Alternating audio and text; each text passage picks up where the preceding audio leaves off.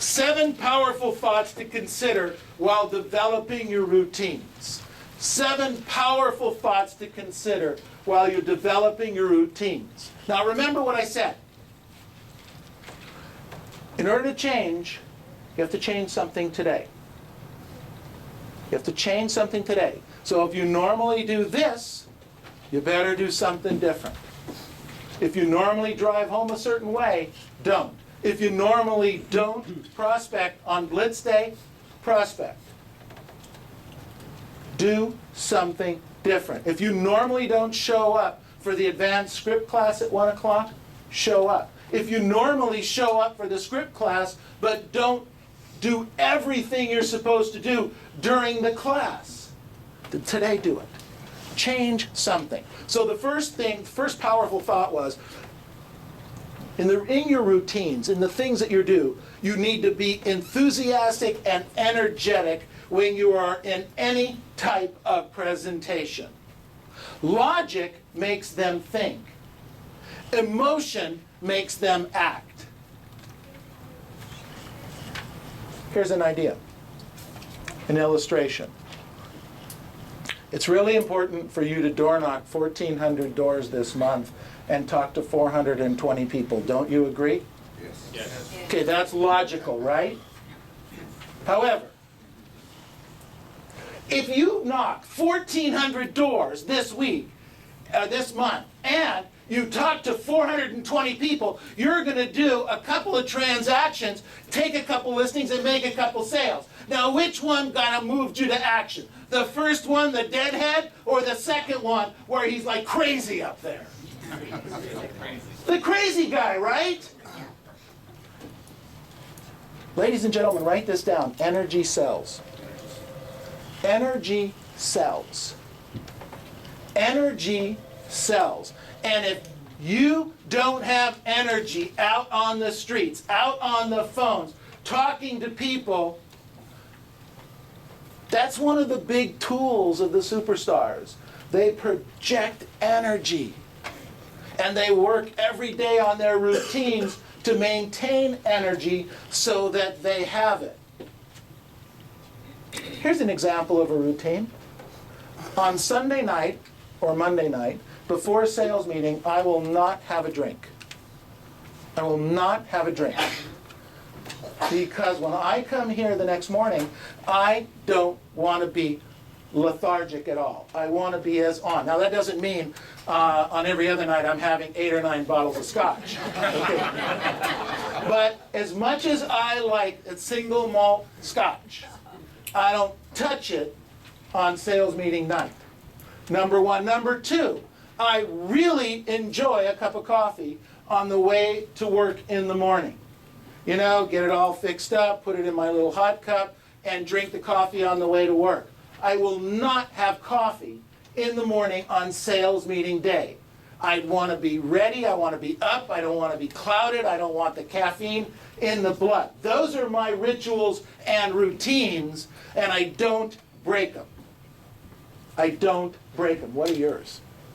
What do you do when you go to a presentation? Be enthusiastic, be energetic, be up, be excited. I wrote down number 2. Regarding selling, make the time you spend presenting about them, not about you. Make your presentation about them, not about you. And this can only be done by asking more questions. Stop telling. Ask questions. You're telling too much. You're not asking enough questions. Number 3, we have to learn the scripts so that they become who we are. You can't concentrate. This is critical. We talk about this all the time in our scripts practice classes. You can't concentrate on the client. You can't be into the client. You can't listen to the client if you're worried about thinking about what to say next. Don't do that. Learn the scripts. Internalize them. Learn what to say and how to say them. I wrote down here, number 4, Closing. Way, way too many of you stop closing after the first or second close. And we've proven, beyond a shadow of a doubt, that the real sales, the great sales, come on the fourth, fifth, sixth, seventh close. The first one, the first two, those are the knee-jerk reactions. You know, when you walk into the store, you know, you kind of want to buy a suit. Ladies, you know, you're looking for a nice blouse or a pair of shoes. Salesman comes up to you and says, "Hi, can I help you?" What do you say?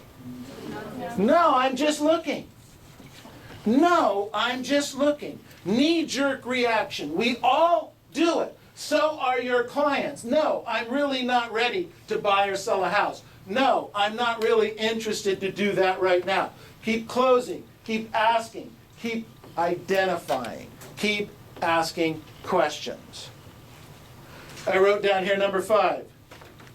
Since we become what we think about most of the time, Earl Nightingale told us that years and years ago. We become what we think about most of the time. Let's answer the following questions. First one is, where will I be 1 year from now in this business? I need to think about where I'm going to be in this business a year from now. By a show of hands, is everyone planning to be here next year? Raise your hands.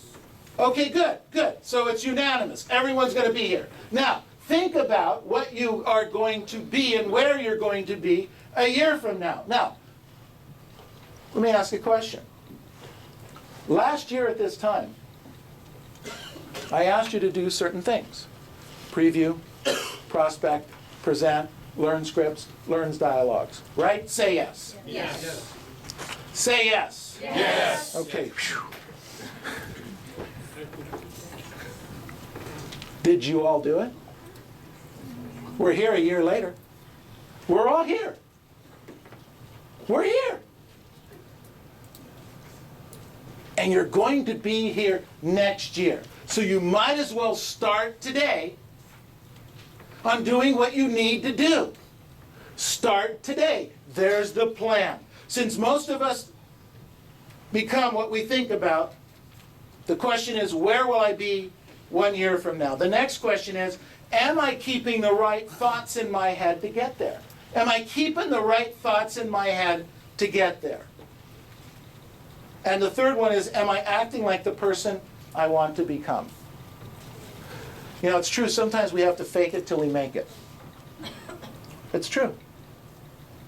But we have to go out and try to act like the person we want to become. We want to hang around. Look, ladies and gentlemen, if you want to hang around with centimillionaires and billionaires, you can't go out drinking every night because they don't want to spend any time with you. Did you hear what I just said? Yes.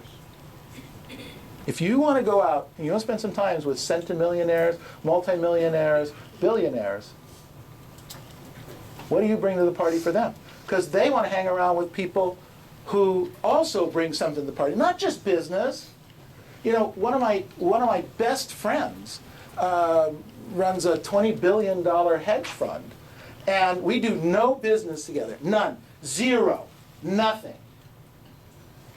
Our relationship is completely off of money, has nothing to do with money. Has to do with philosophy, has to do with where we are in life, has to do with children. But it has nothing to do with money. I would never meet this guy if my values and my character weren't consistent with the values and character that he was interested in hanging out with. Does that make sense? Yes. You've got to do that for yourselves. If you are the richest, smartest person that you hang out with, you need to change who you hang out with. Number 6, I wrote down here, stop questioning everything and start using blind faith. Stop questioning everything and start using blind faith. Quit overanalyzing what you're being taught. The system works. you go out in the month of January and you do what we lined out, you are going to get leads. You follow up on those leads. You're going to turn those leads into listings, and you're going to turn those listings into sales. It's just going to happen. I also know if you don't do it, you won't get anything. So there's your choice. Do or don't do. And the last thought here is number 7. Our results depend in life on these 3 words. Attitude, how our attitude is in life. Approach, how we approach things. And our expectations, number 3. What we expect from the meeting, from the week, from the month, from the class. I wrote down here, ladies and gentlemen, today matters. Today matters. What routines will you start to create today, this week? The question I wrote down is, will they be routines from last year that got you where you're at, or are they going to be routines for 2012 that'll get you to where you want to go? Your choice. You choose. Now let's go out and make this the best week ever. Thank you.